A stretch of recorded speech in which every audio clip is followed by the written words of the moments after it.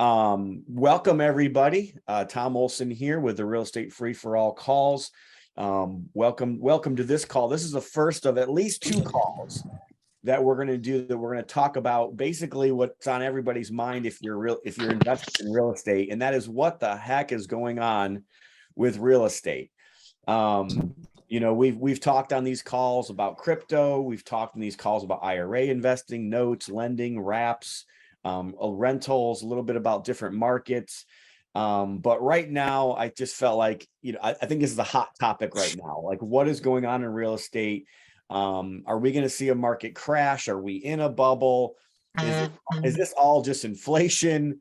Are we in 2008 all over again? And most of us that are on this call, if you've gone through a crash, only went through 2008. So it's the only one that you understand. It's the only one that most people on the call will even kind of revert back to. But we had 2003. So maybe this is a 2003 crash. This also is high inflation. So maybe this is 1970s all over again. Most of us didn't live through the 1970s. In fact, somebody's really loud here, Amelia, if you could find them. Brandon says he was alive during the 1970s. I was born in the 1970s. So I've studied the 1970s, but I can't tell you I was in real estate in the 1970s, and I don't understand my dad was what it did then. Or is this the Great Depression? I've literally got somebody in my business that their husband believes that this is going to be the crash to end all crashes, and everything real estate related and economic wise is going to go through, who knows, the worst turmoil we've ever had. I'm not quite sure I believe that. What's interesting to me is that, economists are always wrong. Kind of like weather people, right? It's one of the only jobs that you could have and always be wrong and still keep your job. But what I've learned, and honestly, I feel like part of this is just the Christian in me as well, to understand that we have got a higher power and that we have somebody else that we have a faith in. But, it's never as bad as predicted. So I think that's something that we should always take away from, different recessions, ups and downs in the economy, ups and downs in our business. It's never as bad as people predict, and it's never as good as we hoped, right? So I feel like if we just kind of approach life and approach our businesses like that, understand, hey, don't spend a bunch of time worrying about everything, but really just focus on what is at hand. What can we do today? And that's really why I thought that this would be a great idea for these calls, is to be able to figure out, hey, what is going on? And different markets are going to see different things. I'm going to be honest with you. I've got two markets, and one market saw a lot of stuff happen 2 or 3 months ago. The other market didn't see any change until about 2 weeks ago. So what's going on in your market? And then we're going to kind of ask each one of the roundtable people, what have they seen the last 3 months? What do they see happening in the next 6 and 12 months? And then really what do they think, what are they doing in their business right now to kind of change what they're doing? I do want to I always recap a little bit about my last month. So the big thing for me last month personally was I got to take my mom to Disney World, and my mom had never been to Disney World, and it was just a good, fun time. Other than the fact that she fell on the first day in Magic Kingdom, she hurt her knee a little bit, but she was a trooper and she got through most of the week. We did cut off one of the days that we were going to go to the parks because of that, but we had a good time. Our family does love Disney World. Also coming up here, the September month is super busy.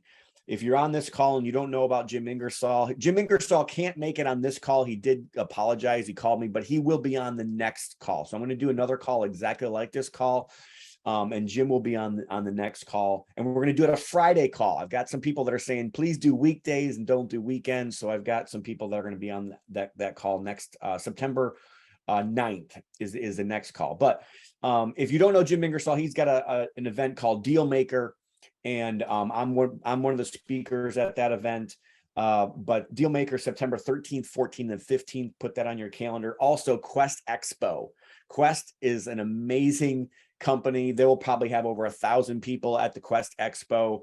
I'm one of the sponsors for that event as well. September 23rd through 25th. You're going to want to make sure that you get your tickets for that. Even if you're just come as a participant, I would tell you it's worth going. And this year, which is something near and dear to me, because Quincy Long, the founder of Quest, is a good friend of mine, and they're going to be doing some things to honor him. So I'm really excited about that. That's supposed to be hush hush though, guys. So anyways, also our event, the Free for All event, September 30th through October 2nd. Tickets are honestly almost sold out, guys. So I can only take 100 people, the venue that we have, and we are almost already there. I think we've got 88 out of the 100 tickets. So please get your tickets, for that. I believe Alicia's going to be there. So, and then Rockstar, Brandon is going to be on there, going to be one of our speakers there as well. Tom Berry, who's not here on this call, but supposed to be, will also be one of the speakers at that event. And then also Bob Zachmeyer's event, October 14th through 15th. So a bunch of things coming up. Mark your calendars for those events. These are people that I all support, and I full-heartedly, would want everybody else that's in our network to be a part of. So and then I do the next call. So I am really excited about the next call. I'm super excited about this call. Don't get me wrong. I've invested myself personally with several of the different people that are on this call, and I'm excited to have them on. But the next call, Jim Ingersoll was supposed to be on here. He will be on the next call, September 9th. Wendy Sweet, my good friend Wendy Sweet, who's a lender, and really me and Adam spent a bunch of time down there ourselves, just trying to learn how to be a hard money lender and get our fund up in order. So she's been a mentor of mine, and I love Wendy Sweet. Glenn Stromberg, also another great guy. A lot of people know him. Glenn Stromberg is going to be on that call. Tom Nardone, who's on this call, but not one of the panelists. Bennett, this guy is just so you know, you've heard of the Ohio State. He is the mailman millionaire, right? Is that what you call yourself, Tom? Oh, I can't hear him. You got to unmute him. Sorry about that. I was muted. That's okay. No, a nickname for me back in the post office got started as a millionaire mailman. Millionaire mailman. I got that out of order. So one day I was going to quit my job and get out of the rat race, but they're all still down there. He is the millionaire mailman, just so you guys know. So he'll be on the call next time as well. And then also my good friend, just love Eddie Wilson. Eddie Wilson's, we've been doing mission stuff together, and I really appreciate him as well. So Eddie Wilson will also be on that next call. September 9th, mark your calendars. Friday. This is gonna be a Friday call, not a Saturday call. I know. So the people that are on this call that are used to the Saturday calls are normally on Saturdays, but it's gonna be a Friday call. I had two of those people that are going to be on the call request to do a weekday call instead of a weekend call. So it's going to be on Friday, September 9th at 10 a.m. Central Time. So mark your calendars. If for some reason you guys are not already on our automatic list to get emailed and to also get automatic calendar invites, you guys can go to freerealestatecalls.com and sign up for those calls. All right, so we're going to get started. I don't think this call will go overtime. Sometimes our calls have gone super late. We've gone, half an hour over at times. But I'm just going to kind of go quickly through and just have the different people that are here. Has anybody seen Tom Berry? Is Tom Berry on yet? I don't see him. I don't hear him. All right. Yes. Did I hear something? Yeah. Who are you talking to? Is Tom Berry here or no? I don't see him. All right. All right. So I'm just going to act like he's not here then. All right. So I'm just going to go around the room of the people. So we've got Brian, Dave, Alicia, and Brandon, and we'll just go through the room real quick and just give everybody 30 seconds to a minute about who you are and what do you do as it pertains to real estate, just so everybody can kind of know from where you're coming from. So Brian, why don't you start us? Yeah, hi, I'm Brian Burnett. Can you guys hear me okay? Yes, sir. I'm from Jackson, Mississippi. I'm a former 28-year telecom exec. Real estate got us free October 1, 2021. We primarily are in the short-term rental space. We do that specifically more toward the corporate type clients. We also have some notes, and recently have started developing some land, and I've got my first kind of following the Tom Nardone model here a little bit in Glen Stromberg. So we have a mobile home that's actually on the market, been on the market for 4 or 5 days, got about 400 or 500 looks. So looking to get a contract on that, but that's kind of, we'll talk more about that later, but that's kind of what we're doing right now. And excited to be here. Appreciate Tom and everyone on this call. So thank you. So Brian's a little bit newer to this space. And I like to have that. I really do. I like to have the people that have only been doing this for a couple of years. I like to have the people that have been doing this for 20, 30, 40 years. And I believe that everybody should be networking with all those people. Sometimes people are just a little bit ahead of you. They can explain things to you sometimes a little bit better than that 30-year veteran that's forgotten more than you know about this. And one of those guys is Dave Zook. So Dave, why don't you go next? I know you've got a lot of different things going on, but let's just focus on the things that pertain to real estate. All right. Yeah, Dave Zook. I'm the real asset investor. And what I do is I invest in asset classes with partners that I really like. And over the last decade, what I've done is I've taken those partners that have done really well in certain asset classes that I like, and I've opened up those asset classes and those relationships to my investor network, and really helped people build their passive income streams and live a tax efficient life. And so I teach a lot of at a lot of live events and virtual events, seminars, that kind of thing on how to do that. Not only how to build your wealth, but really live tax efficiently, and how to learn how to take different asset classes and wipe out the tax liability on different income streams. I'm a syndicator. I put deals together. Our 3 core asset classes are self-storage, ATMs, and Tommy's Express car washes. And so raised a couple $100 million, placed them into real assets, have done really well. And I love what I do. This is my passion, is investing, building wealth, and living the tax efficient life and teaching other people how to do it. Yeah, and I can vouch for Dave and his integrity. I love the fact that he's also a fellow Christian, and I love that synergy that we have with many different people on this, that you'll find that out. I'm personally in 2 of those different things with Dave myself personally. Part of that is for tax advantages, and I do think that once you get to a certain point, now all of us aren't there, so all of us, it takes time sometimes to get to that point where taxes really come into play. But once you start getting into that point, everything basically starts becoming around taxes. And I feel like I need to figure out how to get him as a mentorship or something. Maybe I got to just like bug him or offer him a bunch of money to teach me how to do what he does. But I actually went out myself personally to his place in Pennsylvania and had a tour of his facility. He's super nice guy, super nice family. Even had it was 13-year-old boy. 13-year-old, yes. 13-year-old boy out working on a Saturday morning. Like, I love to see that. If you don't love to see that, then we can't be friends. Just kidding. But anyway, he's got his own little business, so he's got his own little cash flow stream going on. It was awesome. I appreciate that. So we could talk about that. Alicia, why don't you go next to Alicia? Hey, good morning, everyone. My name is Alicia Merriman, and I am out of beautiful North Alabama, around the Huntsville area. I live right outside the city, and I specialize in short-term rentals. I have been deemed by my network a short-term rental expert, and I am also in the corporate housing space. So I own Corporate Housing Huntsville.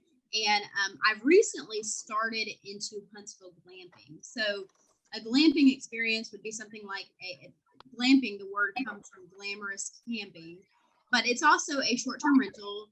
And Michael Hicks, he's one of my mentors in that. And I've kind of started down that vein, but my breadwinning is still definitely short-term rentals. And whenever I got started, I was actually primarily in flipping. Those of you who are still flipping, there's a lot of work to that. And I transitioned the portfolio. I started burring those properties into short-term and extended stay rentals because I noticed that the cash flow was so much better than just holding as a standard 12-month rental. And where I've really carved out a niche in that space is helping entrepreneurs. I started by helping myself with creating systems behind the scene. Artificial intelligence has become concentrated labor in my business to help me actually run and market my properties. So yeah, that's a little bit about what I do. Awesome. And again, what market are you in, Alicia? I am in the Huntsville, Alabama market, that tier 2 area right outside of Huntsville. I am probably going to start dipping my toe into some Florida markets though. Headed that way. Definitely one of the hottest markets in the country. Yes. And has been for a while. So Brandon, Yes, sir. Rockstar Rooks. Let's go, Brandon. God. Okay. So I think when he everybody comes just call me to speak, we need to Rockstar. have a big sign that says "Let's go, Brandon." Just had I to know. get that in there. That's good. All right. So everybody just calls me Rockstar. They have done that for 22 years. I got that nickname in the mortgage industry back in the early 2000s. I've done just about everything you can do in the investment real estate space. My focus has always been helping clients, every client, someone that only has $5,000, someone that has 50,000 or, $1 million, helping them find some of the best investment opportunities in the country. I've lived in 15 states. I have done everything from, the buying and selling land and owning, turnkey real estate and the development side of things. Went through the crash, lost absolutely everything, had $80 million in projects under contract in Lake of the Ozarks in central Missouri, which is a resort retirement second home destination. $5 billion in development came to a screeching halt. And what that taught me was, one, I lost everything. None of my clients lost a dime, but everything that I had under contract just disappeared. And I learned, don't be all in one thing, and don't be all in one market. And, real estate is cyclical. Markets are all about timing, and you can make money at any given time in real estate. You just have to be flexible to go where the money can be made. What kind of morphed, and I like that Tom brought up Quincy Long. I also know Quincy, and we met him at Freedom Founders. I'm going to be sponsoring the Quest IRA Expo as well, Tom, so I'll see you there. Quincy was on stage one day on a panel at the Freedom Founder event, and someone in the audience said, with all these different people offering all these different things, Quincy, what is the best thing you think there is to be an investor in? And you may remember this, Tom. He said, be the bank. And I took that to heart. And now what I do is I raise capital. Investors invest in the Rockstar Capital Fund. I fund and finance. You're going to love this. It's just like being a kid again. Dirt. I just get to play in the dirt. I have strategic and general partners that do national land development for some of the top 25 builders in the country. The coolest thing about it is all they do is take raw ground through all the entitlements, get it shovel and permit ready, and the profits are amazing. And no horizontal infrastructure. And then I also fund lots for my build for rent strategic partner. And again, we just fund the lots. We don't fund vertical construction. So we're in and out at dirt. We're in and out at land. And for that, there's a lot of profit because I'm connected with the right people, and our buyers are the top national builders in the country. They're the top hedge funds and REITs. And the product that does get built on the build for rent space always stays under 400K. And even if the big buyers start bowing out, we're in markets like Southwest Florida, Charleston, Charlotte, Phoenix, Arizona, Kansas City, Northwest Arkansas. We just turn around and flip it and put it on the retail market. And for all these homeowners that have been screaming that they don't have any inventory to buy because somebody else is snatching it up, well, now we're providing to them as well. But we operate as 3 different entities. Rockstar Capital Fund is an opportunity for accredited or non-accredited investors. And I put a little blurb over there. Last year, we delivered 16.5% to our investors. We are doing a profit sharing distribution this quarter. Everybody's getting an extra 2% on top of their preferred return. And that's basically what I do now. I don't do tenants, toilets, flips, fixes, renovations. I don't want to deal with anything that has, no offense, there's plenty of you out there doing it. You're killing it. I love it, but I'm 55 years old. All I right. want easy. Right. That was the I know, my time is cut. That was the 5-minute version of the 30-second introduction. I'm old. I always got to pull in. say. I always got to pull in Brandon. So thank you guys for letting everybody know what you do. So for me, I build and manage rental portfolios for investors. We also have a hard money lending company as well that people invest with us in that. We have a fund that you can invest in with Conduit Capital as well. People also loan us money to do our flips or whatever you want to call that when we are doing our turnkey rentals. We also, we have 2 markets, Northwest Indiana, right outside Chicago, which I love because I get to take advantage of Chicago. And I also don't get to have the politics, and I don't get to have all of the craziness that comes along with Cook County. And I get to compete for the exact same tenant base. So our rents are compete with Chicago rents, and yet our houses don't cost as much, our taxes are not as high, and our landlord laws are much more friendly.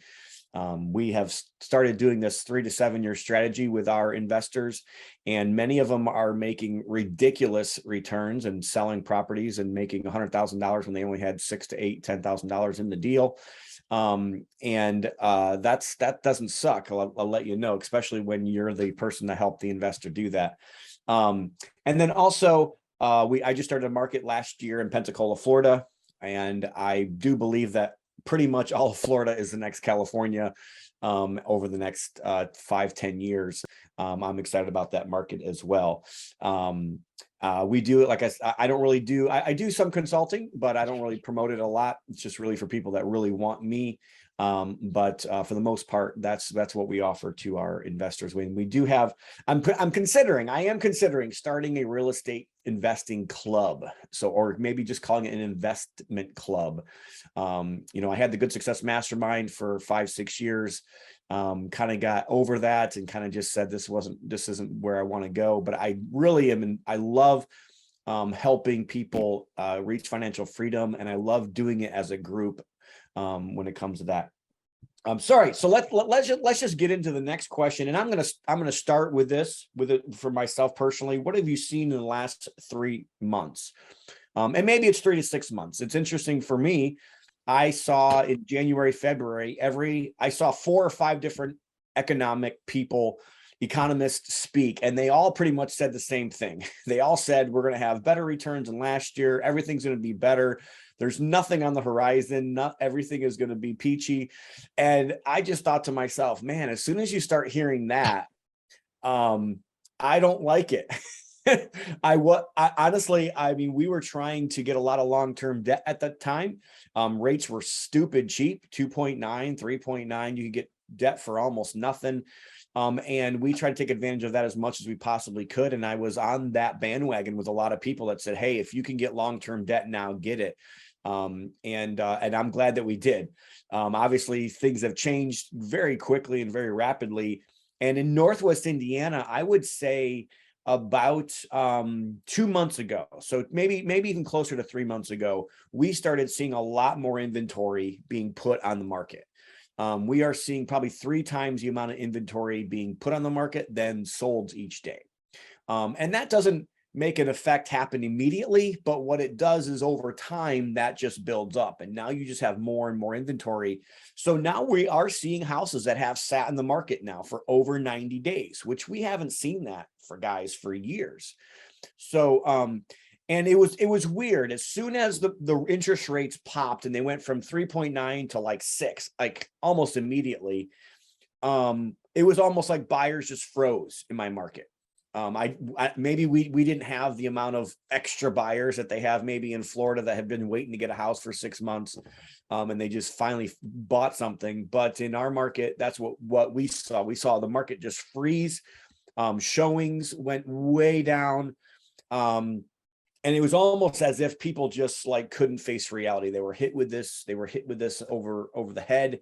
And like it was, and I told my team, hey, let's just wait this out. Eventually things are going to come to reality.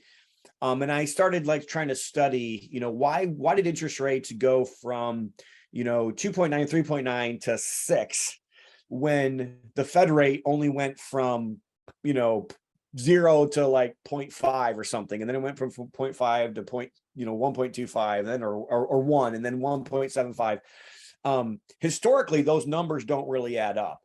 And the conclusion that I came to is that banks and mortgage companies pretty much, already banked in. They already said, hey, the Fed's going to go to 3.75. Let's put our rates at whatever they need to be for now, so we don't have to keep raising our rates.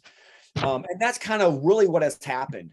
It's interesting, we actually had some even inventory sitting on the market, and just I think 2 weeks ago, we sold like 4 houses in 1 week. So it's almost weird, like it's almost kind of come full circle, at least in Northwest Indiana, where it's almost like now buyers are starting to come back out. They face reality. And we did have a little bit of mortgage rates go down in the last 2 or 3 weeks. So that's what we've seen. I also feel like renters have gotten a little bit more picky. They're not just renting any old thing anymore. Some of our turnkey buyers, some of our buyers, or some of the houses that we manage for people, they don't rent as fast, especially the ones that aren't up to our turnkey standard. We have our own turnkey standard, which is granite countertops, which is nice finishes.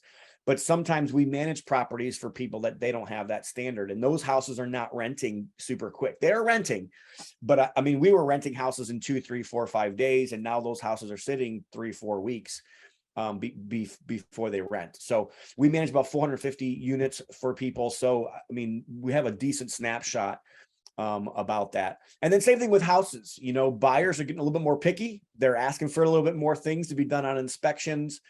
And you're not seeing cash offers over list price. You're not seeing bidding wars. And then nothing really changed in my Florida market until about 3 weeks ago. And now about 3 weeks ago, all my Florida, people are kind of saying the same thing that we saw, maybe 3 months ago. A lot more inventory has been sitting. That $20,000 bump that you basically got in 2021 on most houses isn't quite there right now. So that's what we've seen. So I'm not going to go into, what I see the next 6-12 months, because that's another question. And I'm just going to move on to the next people. So Brian, what have you seen? And again, some people are niche into certain, things they may have not have seen as much. Like we do a lot of different things, and we, get to see it from a lot of different angles. So Brian is in the short-term rental space and in the corporate rental space. Any changes that you've seen? So I know we also started a wholesaling company because we just were not getting deals, and the deals we were getting were just ridiculous. They weren't even deals. I think everyone on here can relate with that. And we started doing some deals, trying to find some land. I got a partner. We also host for other investors that want the benefit of a short-term income, the short-term rental business income, but they don't want to be in the business. So we seem to be taking on a few more of those versus doing our own. We started and still do a lot of arbitrage, but we have some opportunities coming up where I think we're going to probably build some teeny homes as well. But housing in our market Jackson's a tier 2 market.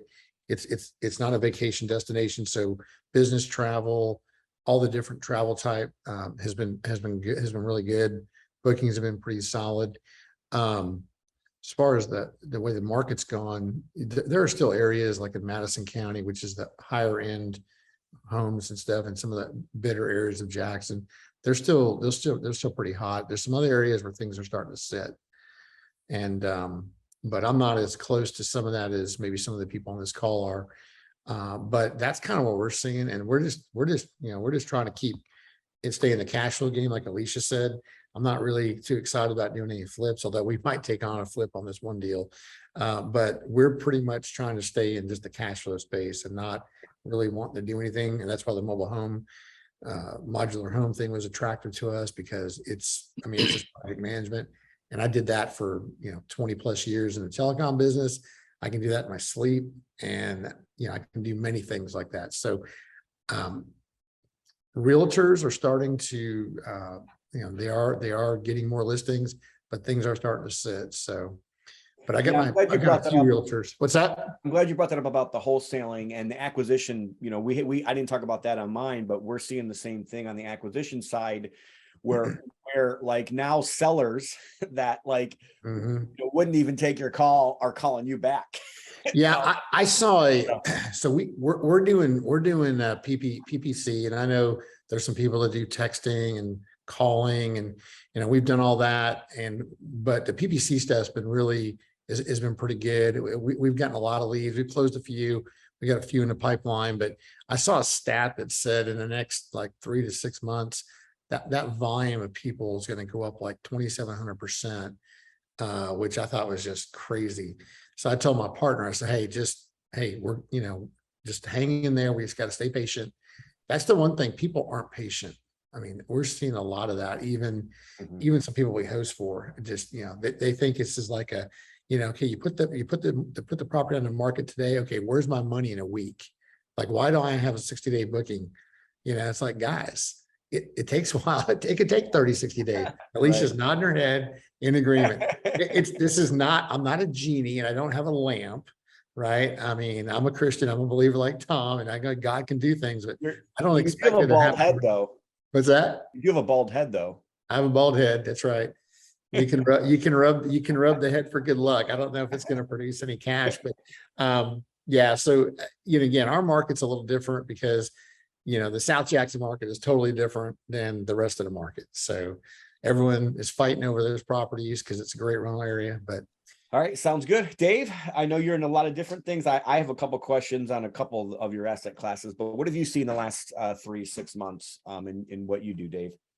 Well, there is still a lot of capital out there looking for return, looking for yield.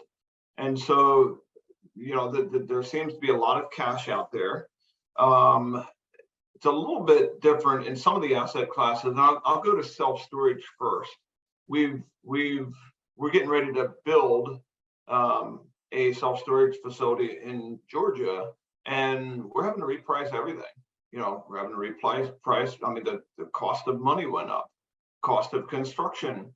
We're getting final bids in and term sheets on that. But I guess, one thing you got to look at when you're out there looking to acquire, just make sure that the numbers still work and double check the numbers. Just make sure, let the numbers tell you what's going on and if they work. I will tell you from the market perspective, and I'll sort of go down the list. We're sort of in that area.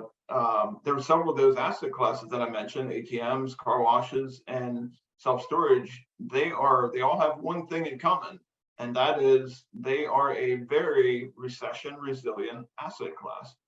All three of them. And so when you think about the ATM business, you're talking, I would venture to bet most of the people on this call do not regularly use cash or use ATMs. We've long ago, we've converted to plastic. There is a large demographic of folks out there that, they're unbanked or underbanked. They're EBT card carriers, they're lower income, they're immigrants that use cash, and almost primarily cash. And so when you look at that group, it's one of the fastest growing demographics in this country. And so that's, and then you're talking about a $3 to $3.50 transaction. It's not enough. It doesn't hurt bad enough to not do it. So that's sort of on the ATM space. Same way on the car wash front. When you're looking at, okay, you're going to spend $10 to wash your car, you're going to drive around in a dirty car. You're going to spend $30 a month to be a member, that you can wash your car as many times as you want in a month, or you're going to drive that car around dirty. The pain isn't great enough to stop. I will tell you the same thing with self-storage, and it's been a very well-performing asset class over the last couple of years, over the last 2-3 years, especially. And, it just seems, again, the pain, the size of the transaction, $150 to $350 for a small self-storage facility, the pain isn't great enough to stop. And so that's what we've found in our marketplace. All three of those asset classes, we're comfortable with them. good inflation protection, good recession protection. I appreciate him bringing that up. I'm just going to piggyback on two of those things. So it's interesting. So the portfolio of ATMs that I'm in last month, they had 874,000 transactions. They did $2.265 million, $182 with 1,764 ATMs. So like when I see those numbers every month, I'm like, man, there is a lot of people that are still paying $3 to get their money out of the ATM. And those numbers just, they don't make sense to me, but sometimes, dollars don't make sense. Sometimes people spend too much time worrying about the cents that they're forgetting the dollar. So I appreciate Dave's work on the ATMs. And then also the self-storage, something I've seen in my own market. So and you're in a much larger market. Dave's resilience fund, I think I just got an email from them saying that they were rated number 17 in the entire country. So that's something definitely to be proud of there. But like, at least in my market, because I'm just about ready to build some units on my own property, Dave, for self-storage. And now I'm getting a little bit scared. I shouldn't say scared, but I'm getting a little bit, nervous. Last year, there was nothing available. Like you couldn't go to a single self-storage facility in my area and find a single availability. And anybody who did were renting those 150 units for like $250. And they were renting those $100 units. That's gone. I will tell you, at least I've seen that in my market. Maybe it's different on a national market, and maybe the markets that you're in are better than my market for self-storage. So prices have kind of come back down to reality of what they were pre-pandemic. Have you seen that like as a whole, or are you not close enough to that to kind of see that, Dave? So we are primarily in the Southeast, and when you look at many of the projections about where are people moving to, it's the Southeast. We have lots of exposure in Florida and Tennessee, South Carolina, North Carolina. So you're right. It does depend on the market that you're in. We have not had to reduce our prices in our facilities. We've seen really good occupancy, and I think longer term too. You're talking about housing now. Longer term, I think you're going to see more of a density. Just sat through a session with Danielle DiMartino Booth, and she was kind of going over the housing supply and the amount of housing and the amount of housing needed. And she said, well, wait a minute, you're not taking into account that you're going to have more density under one rooftop in the future than you've had in the past. And so what is that going to mean? That's going to mean that you're going to have more people living under the same amount of square footage. That's going to mean that you're going to need storage for their stuff. And so, I think, does that mean that that's going to happen in the next 3 months, 6 months, 12 months? Maybe not. But I think longer term, that's going to have a positive net effect on self-storage. Yeah, I'm glad he brought that up, because it's also interesting when you start traveling and you see people in different countries. They don't live the way we live with 3-4 people in a big house. If there's a big house, there's like 12, 15 people that live in those houses. So good points. So let's move on to Alicia. What have you seen the last 3 to 6 months in your market and what you do? Hey, Tom, thanks. So in the extended stay and short-term rental market, so those are things like furnished rentals. About the time that you were talking about the interest rates changed and you noticed a lot of renters got a little more picky, I noticed the exact same thing in the short-term rental space. And I think that the reason was I believe that there were fewer traveling people on vacation and so forth, traveling for leisure. And I think that there was an uptick in the remote workers, of course, and business executives moving. So when that was taking place, I noticed that my properties that were the smaller properties, 1-bedroom, 2-bedroom properties versus the 3 and 4 bedrooms, they were getting more views and more bookings. Yep. Because here we have like 1 or 2, like a couple solo traveler, right? They were looking for Ethernet cables. They wanted high-speed internet, Ethernet cables. And I opened up, and this is totally against my norm, but at some of the properties that I was okay with, like that had hardwood floors throughout, I opened up allowing pets. Those particular properties across the board, because these remote workers, they were just people who had their pets with them. They now were moving more. They there was an uptick of about 11 to 13% by allowing pets at my properties. So that was a big change. My smaller units definitely got a lot more volume. I have had a harder time booking for the furnished rental space, my multi-unit properties. So the duplexes and my triplexes are not getting nearly the volume of views that they were. And I don't know if that leans into the pickiness of these people or just supply and demand, right? So maybe there's more supply on the market as a lot of 12-month landlords lean into the short-term space. It totally could be that, because I think a lot of people are realizing the money that's to be made in the short-term space versus just 12-month, especially if they can offload a lot of that service-based company or a concierge company to things like artificial intelligence and apps, or even just management companies, right? There's a ton of those popping up nationally. But yeah, in the last 6 months, I have noticed an upswing in revenue in general. But I will say that I think that as we go into the winter months, in most markets, coming into winter is a downturn. You know, unless you're in a winter specific traveling area like Bell Village and, you know, Colorado, or, you know, Aspen, somewhere like that, then there normally is a downturn in calendars. And I do think that that's still coming our way. According to airdna.co, I pulled their stat this morning. They have something that they call a market review, and the prices that people that hosts are asking today versus 2019, the prices are up 37%.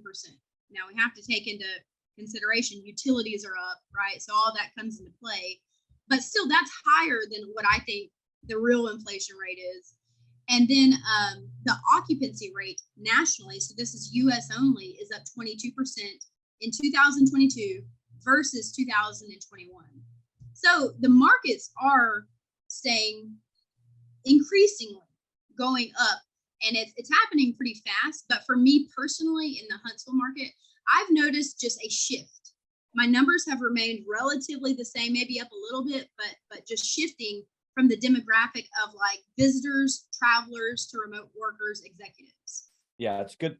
I was interested to hear that. And you guys, I know you guys are seeing, I got 2 short-term rental people on here, but it's one part of our business that we were not planning on doing more this year. Like we at the beginning of the year, me and my wife and our planning committee basically said, we're not going to do any more short-term rentals. By April, May, we had already added like 2 or 3. And then now we've already added 8 this year now, because it's like my wife literally is getting 3 to 5 inquiries a week just from furnished finders. So that's like, I mean, she used to get like 0 to 1, and now she's getting 3 to 5 every single week. And she actually feels bad because she doesn't have a place to put people, and she knows that there's this demand. I believe that just the workforce in general has become more remote, and they're going to be moving more than they ever have before. I think hospitals like that, honestly. It's interesting to me, something I've learned over the last 6 months is when a nurse or somebody reaches out to us and says, I think they're going to cancel my contract, or my contract got canceled, it had nothing to do with the fact that there's not demand and that they're losing demand. It had to do that they were a bad employee. And if you're an employer, you kind of like that. You had to like the fact that maybe I got to overpay somebody, but at least I understand if I don't like them, they're gone. Right. So, dealing with employees is a whole, different ball game. And in today's world, it's probably worse than it's ever been. So, I will say that that's definitely something that we have shifted more of our focus to, is the short-term rental space and doing more of those. So let's move on to Brandon So what have you seen in the last 3 to 6 months? I think there's a question in here as well about how the maybe the land banking and how that's impacting your market specifically, and how the national builders are kind of reacting to this. Yeah. So, I get up and read Google News every morning. At night, I'll be in bed and I'll go and click all the real estate articles and I'll forward to myself. I'll get up in the morning and I'll read them. And what's funny is, and I think it's important that everybody hears this, if you're listening to the news, the MSM is going, the builder confidence is down. Builder have oversupply. Builders are dropping their prices. Builders are pulling less permits. And I sit there and I laugh when I see this stuff. And I love to read it because I'm like, how little they actually know. Here's the reality of what's going on. It's now taking D.R. Horton 10 to 12 months to complete homes. They have statistically, since inception, they'll pull up, 50 lots and they'll start 50 homes and they'll be done in 90 days. And those homes will be finished. They're taking 10 to 12 months. They're applying for permits and it's taking longer and longer and longer than ever to get it through the city, get it through the county, get it through the municipalities to get their permits approved.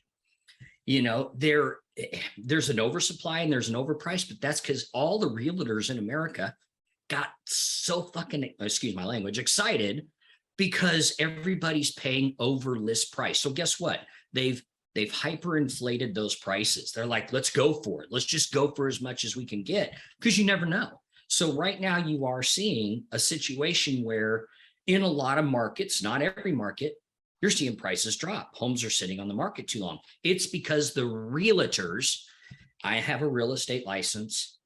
I detest most realtors in America. That's just me, right? They just don't know what they're doing. And no offense to any realtors on here. If you're here, you're here because you know what you're doing. But here's the reality. The builders, and Tom, you're the one that put this out there. It was a great graph. They built 5.8 million homes in the previous decade. The last time we did that was the 1930s when our population was 121 million. You're supposed to build 2 million homes per year just to keep up with population demand. The builders right now, the big builders, and these are who we work with: D.R. Horton, Lennar, Ryan Homes, Mattamy, Meritage, Stanley Martin. If you go and look, you'll see these are some of the top 25 builders in the country. They're adjusting, they're pivoting, they're shrinking their floor plans. They're bringing the delivery price down to compensate the higher interest rates so that they still have a buyer base. That doesn't happen overnight when it takes 10 to 12 months to sell a home. They're also shifting some of their communities that they're looking to buy from us. They're shrinking that footprint of the lot, moving to townhome style, smaller units, so that they can do complete build for rent communities. And like Dave said, there's a lot of money out there still looking to be placed in real estate assets because it's still performing better than anywhere else they can put it. So even if they don't sell off to the BlackRocks and the Blackstones and the Cerberus Capitals and Tricons and all these hedge funds that are just sitting on ungodly amounts of cash right now, they'll look at it as like, wait, if we're going to build 20% of our communities as built for rent communities, if we cannot sell, then we've built at our cost, which is some of the lowest in the country. We'll rent them, stabilize them, hold them, and they'll start creating their own portfolio. Now, John had mentioned, John Harrison, which by the way, thank you, John, had mentioned, how is that affected the national home builders, land banking, and how's that impacting our markets? So currently we operate in Phoenix, Charlotte, Charleston, Southwest Florida. Our national builders are begging us to go into Memphis, Nashville, Atlanta. And we're like, hold on, we don't want to grow too fast. We'd love to do it, but they're putting even more demands on us for more lots. So when everybody else is screaming that we're about to have, a housing crisis, which is going to have too many houses on the market, which just is absolutely impossible, they're sitting there going, okay, we want more lots, but here's what we're going to do. We're going to commit to some to go into our books and they'll start construction right away. We have these land banking funds or entities that we're going to park a percentage of those with those land banking entities. And we're going to pay them 8%, average annual return. So we have connections right now that we're talking to that says we have 100 million, we have 200 million, we want to put it up. So we take the ground to entitled, permitted, it goes under contract with the DR Hortons and the Madamies and the Meritages, and they will take a portion of their development and they'll start their construction process, and the rest of it, they're going to land bank it. Because they know also we have not been building enough homes. We're going to have a problem. We are in the middle of a housing shortage. Yeah, it's definitely, I'm glad you brought that up, because like, although I do, I see the MLS and I'm seeing houses, more houses being put on than being sold, that still doesn't mean that we still don't have a housing shortage, especially with affordable housing. And a lot of what we're seeing that's being put on the market that's sitting is junk homes that they think they can get at retail prices. So, and to me, if you're an investor, what should that look like for you? That should look like, okay, future opportunity is coming down the pipe for me, because once those houses sit for a certain period of time, I know that that's the time that I'm going to be able to get those houses. But as far as new construction builds go, it is kind of funny. I'm glad you brought that up. You're the first person I've actually heard bring it up, but I keep thinking it, they keep saying that there's this million or 100, I don't know, this big number of houses that are supposed to hit, right? But number just keeps growing because nothing is getting finished. Everything's taking forever. And it's been that way for like 2 years. We literally didn't build any homes in the last 2 years, folks. Like the last two, I haven't seen the numbers in the last 2 years, 2020. I got them. You got them? I got them. But so I guarantee you it's probably less than we've built since maybe the 1920s or 30s in 1 year. Like the builders pulled 1.65 million permits in 2021. They completed 1.13 million homes. That is still half of what we need. That's the problem. And now they're not even going for the permits because it is taking 30, 60, 90, 100, 180 days to even get the permits. So it looks like they're in the news. It looks like they're pulling less permits. It's not for lack of trying. It's for lack of freaking employment and people in municipalities doing the damn job. It's happened to us. Yes. You supply lots to Horton? Yes, we do. Do you supply lots to Miranda in Southwest? Miranda may be on the list. I haven't seen any contracts go to them yet, but that's not to say that it won't happen. Okay. So our independent development consultants that work with us, we've hired them. They're some of the best in the industry in their markets. And right now we have Jack Rostetter, which used to be with H&H Homes for like 25 years. Mm-hmm. And he's the one handling our Florida markets, and he's working several different markets down.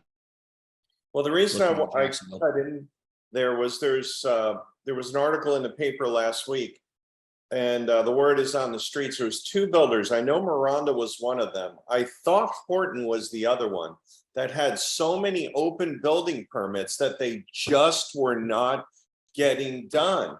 And I'm transitioning from Fort Lauderdale over to that Sarasota, Punta Gorda area as we speak now. But a lot of the building there that I'm doing is in that market of Punta Gorda in Charlotte County. And my sister-in-law there, she went into contract 2 years ago for a Miranda home, and it's still not completed. Yep. So what they did was they cut off Miranda. They had hundreds of started construction projects, and none of them were completed. So and then as soon as they cut them off, now they're starting to speed up and finish their projects before they give them any new permits. Well, we got to keep this call going. I'm going to stay with you, Brandon. And I'm going to finish up the last 2 questions kind of like at the same time. So the next 2 questions is basically, what do you see happen in the next 6 to 12 months, especially for you? And what are you doing in your business? If anything, what are you doing to pivot in your business to try to make sure that number one, you make it through, because I think some of us are always have that kind of concern, but also like maybe what you can do to take advantage of the situation that we have at hand. So I'm going to start with Brandon. I'm going to go backwards and then I'll close this out. So Brandon, those two questions. What do you see in the next six to 12 months, and what are you doing now to change it or not change what you're doing? We're not changing much. We've stopped going after scattered lots for our build for rent side. And we are now looking at smaller pieces of ground. We can do 15, 20, 25 build for rent homes in a small, tight market. That's just because of the fact of what we have for all the delays in getting building done. That makes it a little easier on our builders, which, by the way, we operate under Mardon, Blacktip, and Beatty Homes down in Southwest Florida. That's clear from Sarasota all the way down to Fort Myers. But we are not, we have a great supply of lots currently. Now, a lot of the homes that we're putting on, if they don't sell owner occupied, we always keep the builds total price under 400,000, average is about 330. Everyone gets built to the quality of owner occupied homes. So we'll flip to owner occupied if we have a little bit of oversupply. And also the land banking entity is doing so well. We currently have about 15,000 lots that we know are they are permitted or they'll be permitted in this year. And that's $450 million in sales for us. Our all-in cost is about $200 million. There's $250 million in profit. So guess what? We're a small enough operation. Even if the builders start crying and saying we just can't pay 30,000 a blank, all right, we're cool with that. We take 28 a blank. Doesn't hurt us in any way, shape, or form. But we're also in talks with these land banking entities where we'll get the lands to permitted. We'll go ahead and contract with the national builders. They'll take a portion and we'll put the rest of this land banking. They'll cash us out. We are moving towards more. We're moving towards 50,000 permitted lots a year. If we find we can't sell our build for rent inventory to either the big hedge funds or we can't sell it on open retail market, well, we keep it at our build cost. We'll rent them, lease them, start our own portfolio, right? Because there's a housing shortage coming. So you just got to keep pressing on. So luckily it doesn't affect our bottom line.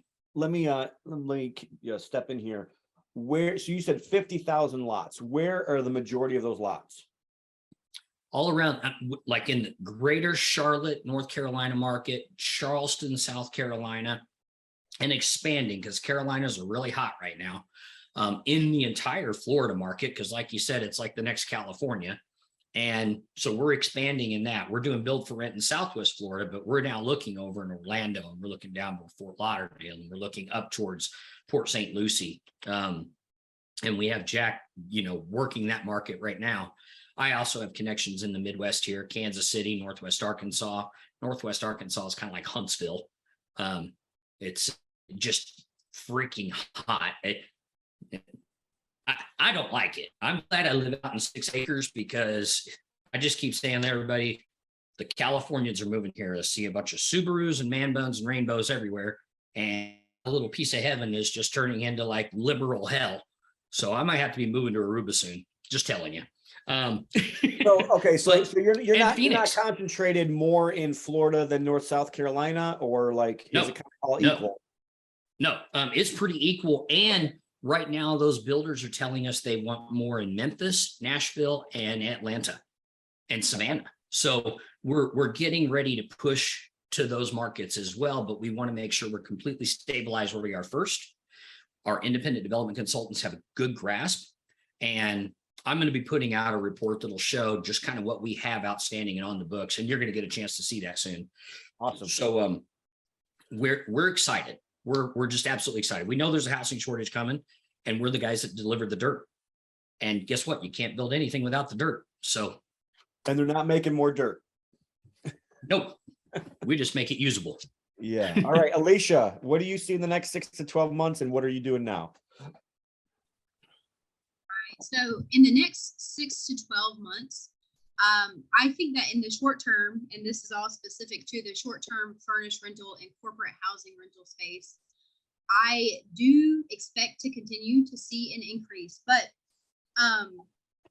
winter is coming. And I say that broad, not because of the economic slight downturn or the hiccup that we find ourselves in. I don't think that this is the Great Depression as people talk about, but across all markets, and I say all loosely, in about 70% of US markets, there is a slowdown from November to January. Why? Families, people, they know where they're going to be for the holidays and they start setting that up in advance. So you can help yourself now in September, October by marketing like a madman. He who markets is he who wins. Okay, guys. And there are, I've got a personal list of at least like, I don't know, anywhere from 40 to 50 platforms that people can be on.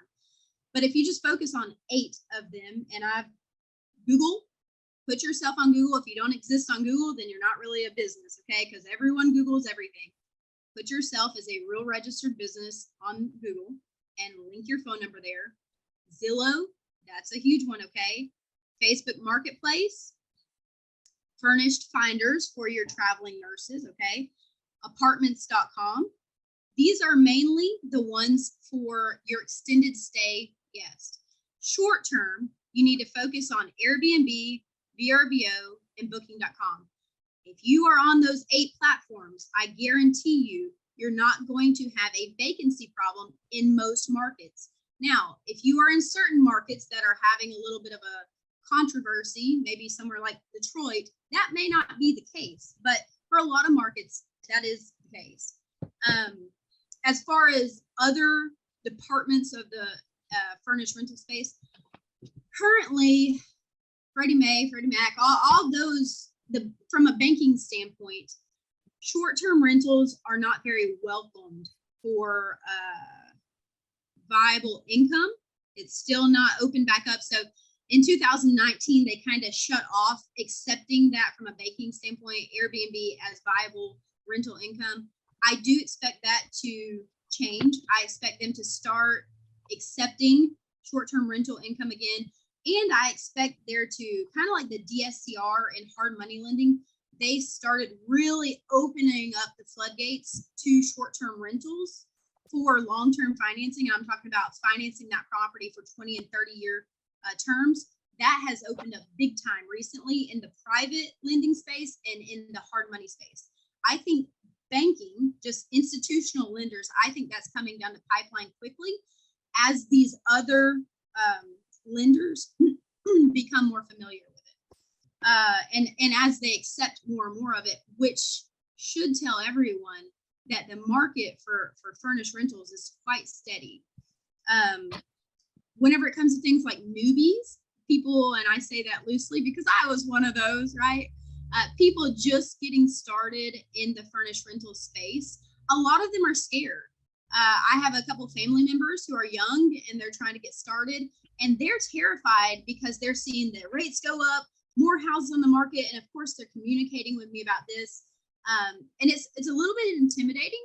So for those individuals, I'm going to highly push you to lean into what's referred to as rental arbitrage. Now, middle-aged people, they call it rental arbitrage. The young crowd, if you're Googling it, they call it rent to rent.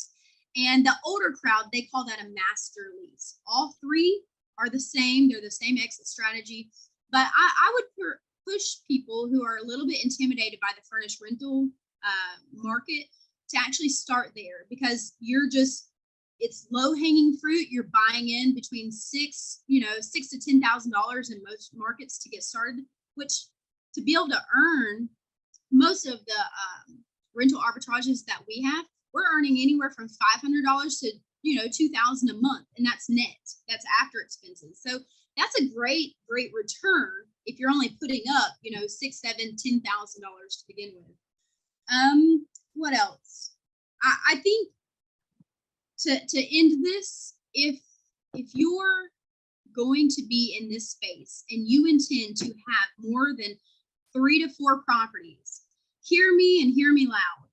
Automate or die. In the words of Ron LeGrand, automate or die, because you cannot manage all the questions that come your way without having automation, without having systems in place for resetting locks, your cleaning schedule to go out automatically. The cleaning payroll to go out automatically to these cleaners, restocking inventory, messages to guests, all of that has to be automated for you to do this and do it well without becoming a hectic host. In the words of Pam Whitworth, she deemed a hectic host, and it's true, guys. So I think the market's good. I think it's steady. I'm staying in it. I'm continuing to add more to my portfolio. I'm leaning into the unique experience space as well, glamping.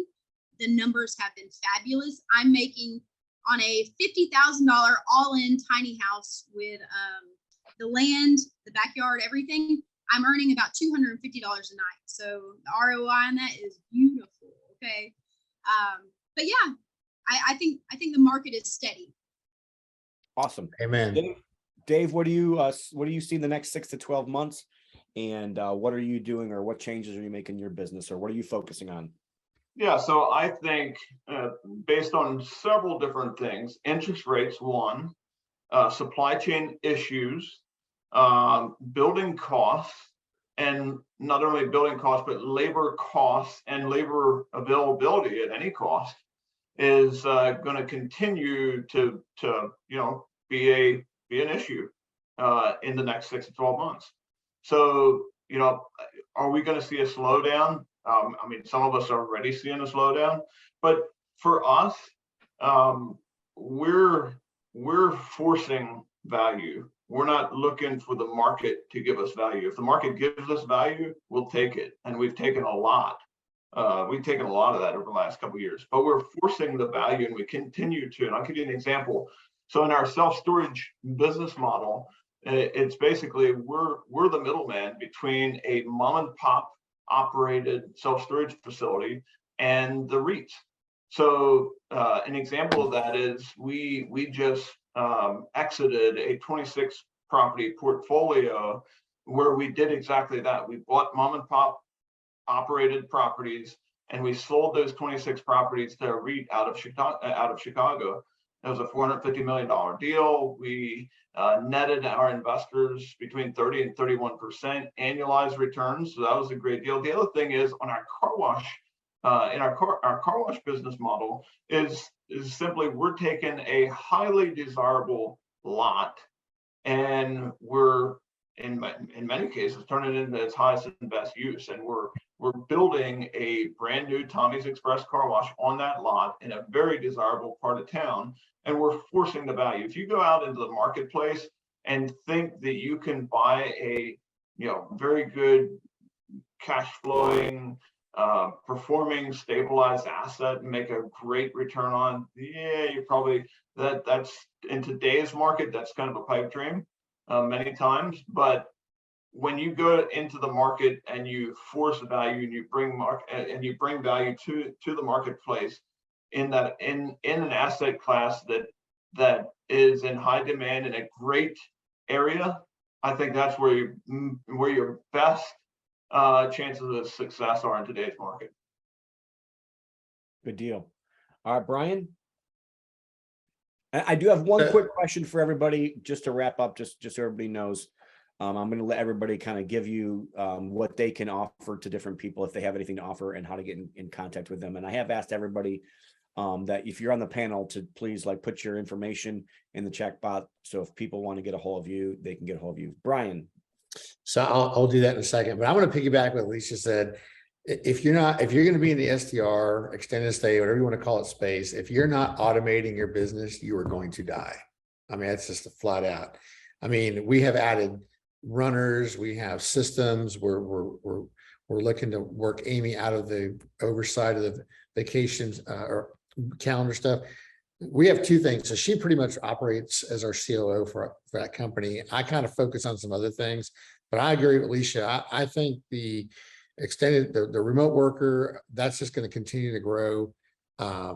We see a lot of good numbers. In fact, while we've seen some of our places book occupancy rate lower, I was telling Tom this, because we're using AI and different things for bookings, and Alicia said this at Dealmaker, I'm finding that there's not much a drop off between if I'm only booked 55 to 60% versus 70 to 75%, my income is pretty close because of price labs and other different tools. So yeah, I want them booked at 80 plus. That's me. I'm the worrier of the family, but my wife's like, hey, just keep on.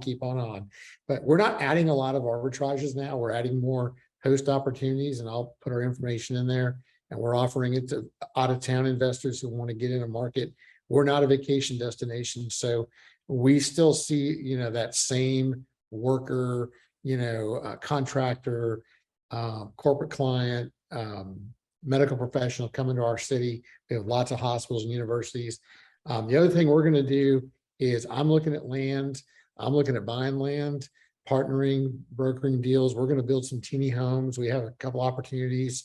I like the unique space. I don't know we'll go glamping like Alicia's doing, but I do like the teeny home in the STR space. And I think we'll have some opportunities, working on some things right now in some different areas. And, I think the outlook is good.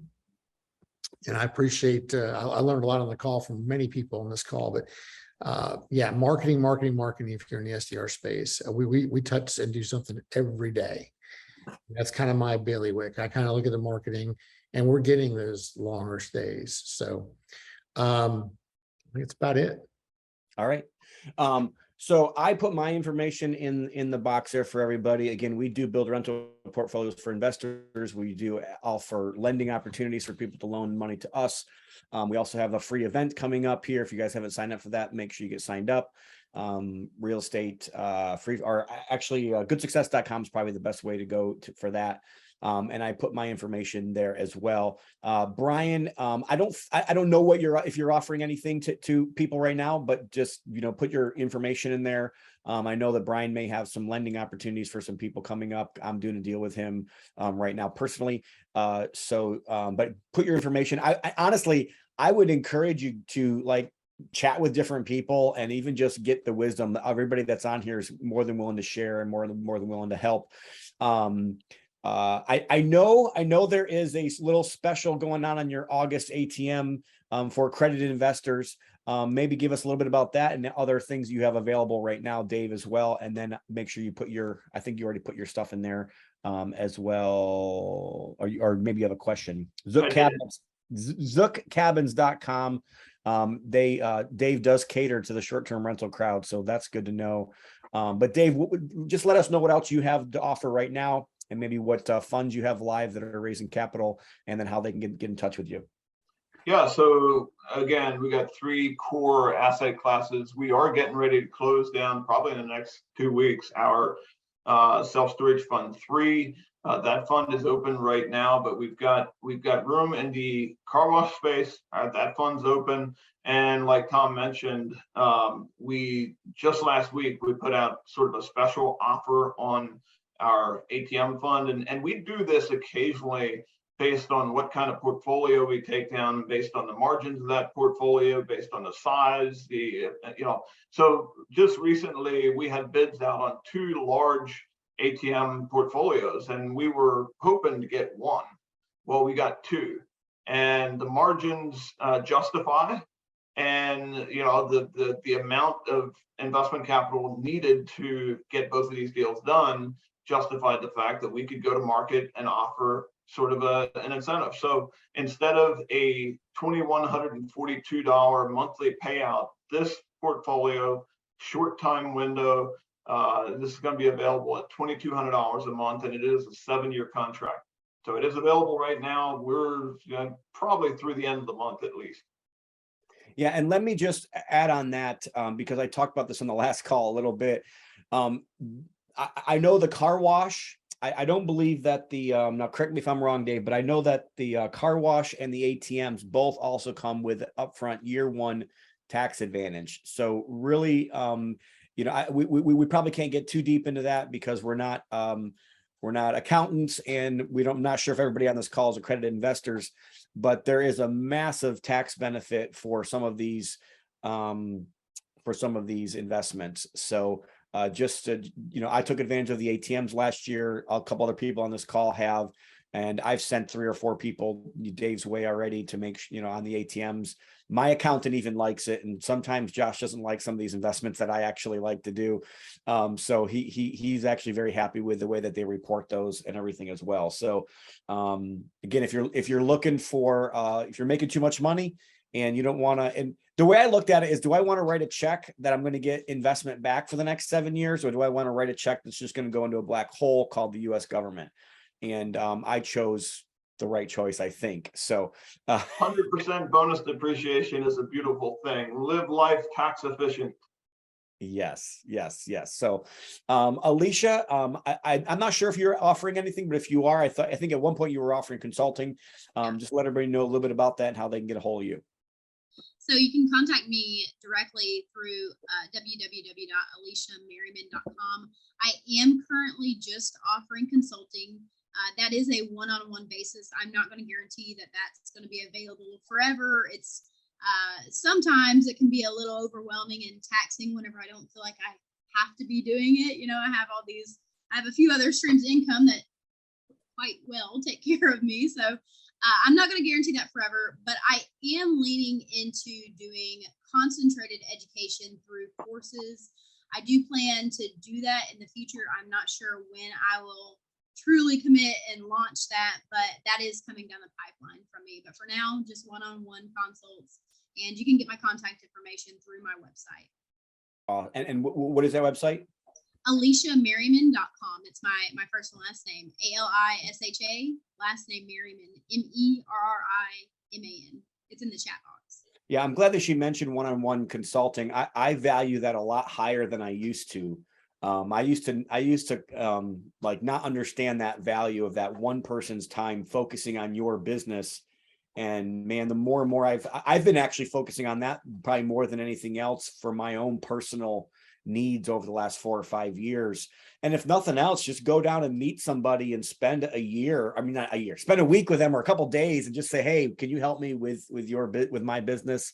And it's always people like Alicia that are normally it's people that are like Alicia that are just a little bit ahead of you, that you can figure out that, hey, like they learned stuff just last year and it's fresh and it's not something, from somebody that learned it 20 years ago and now the market's totally different than what it was now. So Tom Nardone does a lot of that as well with different groups, and these guys are super smart. Brandon, you moved on my screen, but I know that you're still last on our list here. So I know you've mentioned in the text bar, but I know that you basically have investments in your fund. Is that correct? And then Brandon does offer great returns as well with that. Maybe give a little bit about that and how they can get a hold of you. You bet. So currently I have a 506B and a 506C. So we can accept accredited or non-accredited investors. Obviously, non-accredited needs to be a connection through which this group is. And investments as low as 10,000. And the two funds offer a little bit different structure, but the end result and how the funds are structured and the way we earn money into our fund from my general partners, we are pushing towards 15 to 20% average annual total returns back to the investors. And currently Fund 1 just completed year 3 last year. It returned 16.5% to all of our investors. It's on track for 17.5% this year. And you can start as low as 10K. And it's very easy. I have an online portal. Matter of fact, worked with Tom to help him set up his fund. I think he used our same attorney we used, and we set up pretty similar structures. We're both the kind of guys that we want to help enough other people win, and we're not that greedy and need to take a whole bunch of money on our side. We want to see you guys win. So that's why the returns are so high. And it's so funny every time I talk to people, like, that just sounds too good to be true. I'm like, I know. But I looked at all the other funds that were out there, and I did exactly the opposite of what I didn't like about all these major hedge funds. They were greedy. They like to take a lot of fees. They like to fill their pockets and give their returns to investors that were average and what they expected. So I like to go above and beyond. And I'm in the process, and Tom, I'll talk to you about this. We're opening a Reg A fund, and when I'm going to merge all the funds into one, it will shrink our expenses. It will shrink management fees, and I'm going to raise profits and I'm profit sharing. I'm also going to raise the preferred return. And the way we are structured, we're also moving more towards just the land development side, which is a lot more profitable. And that means we're going to deliver profits that beat Berkshire Hathaway performance since 1965. And that's my goal. And I always achieve my goals. Thank you, Brandon. Thank you, Dave. Thank you, Alicia. Thank you, Brian, for being on this call and investing in our community. I appreciate everybody's time on this. I want to remind everybody about the next call, September 9th, Friday the 10th. That's a Friday again at 10 a.m. Jim Ingersoll, Wendy Sweet, Glenn Stromberg, Tom Nardone, and Eddie Wilson. Kind of talking about the same thing. Now, they're going to come from completely different perspectives than today's calls. Eddie Wilson owns American Association of Private Lenders and Think Realty, so he'll probably look at it from a lot larger picture. Tom Nardone's going to be probably looking at this a lot from Florida and where he's at and the things that he's doing. Glenn Stromberg's in real estate. We didn't talk about real estate at all on this call. Wendy Sweet's a private lender, hard money lender, and Jim Ingersoll is actually doing stuff in Virginia and Florida as well. As you can see, a lot of Florida people moving to Florida and a lot of things going on in Florida. So again, thank you guys for being on this call. That's going to wrap up the call for today. I know we're a little bit late. Some people have already jumped off, but I do appreciate everybody's time on being on here. If you haven't gotten your tickets yet for the free for all event, goodsuccess.com. And like I said, I believe we only had like 18 tickets left or something, and that's over a month away. So if you please get in contact with Brandon and Dave and Alicia, Brian from this call. And I will also get with Tom Berry and see maybe about having him on a future call. Tom will be one of the speakers at our event. That's going to do it for today, guys. Remember to be a conduit, not a bucket. Work to have to give. God bless, guys. Have a good day.